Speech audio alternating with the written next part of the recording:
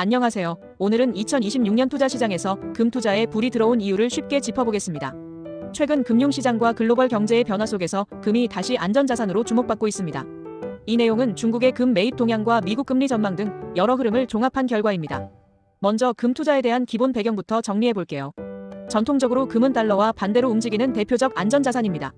달러 가치가 약세를 보일 때 금은 강세를 보이는 경향이 있었는데 현재 이런 흐름이 다시 나타날 가능성이 높다는 분석이 나왔습니다.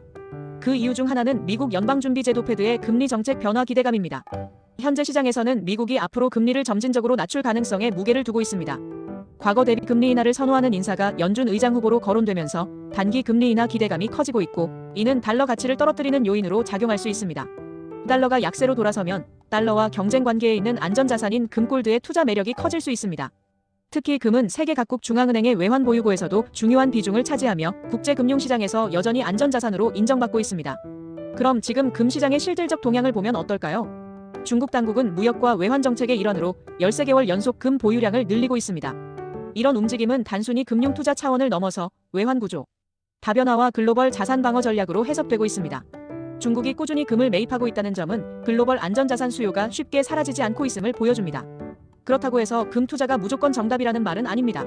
최근 금 가격은 지난 1년 동안 약 7,080% 상승했기 때문에 단기적으로 조정이 올 가능성도 배제할 수 없습니다. 투자자라면 고점 리스크를 감안한 전략이 필요합니다. 그럼에도 불구하고 금이 여전히 유효한 투자 자산으로 꼽히는 이유는 명확합니다. 첫째, 달러 가치의 방향성입니다. 달러가 약세를 보이면 금은 상대적으로 강세를 띠는 경향이 있습니다. 둘째, 안전자산 수요입니다. 글로벌 경제가 불확실할 때 투자 자금이 달러뿐 아니라 금으로 이동하는 구조는 과거에도 여러 차례 확인됐습니다.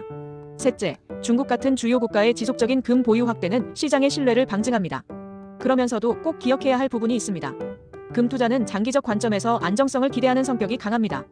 따라서 단기 차익을 노리기보다는 포트폴리오 다각화와 리스크 분산의 한 축으로 활용하는 것이 더 효과적이라는 점입니다.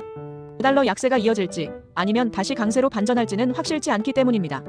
정리해보면 2026년 투자 환경에서는 금이 여전히 안전자산으로서의 가치를 갖고 있고, 특히 금리 인하 기대와 달러 약세 가능성이 맞물리며 투자 매력을 키우고 있습니다.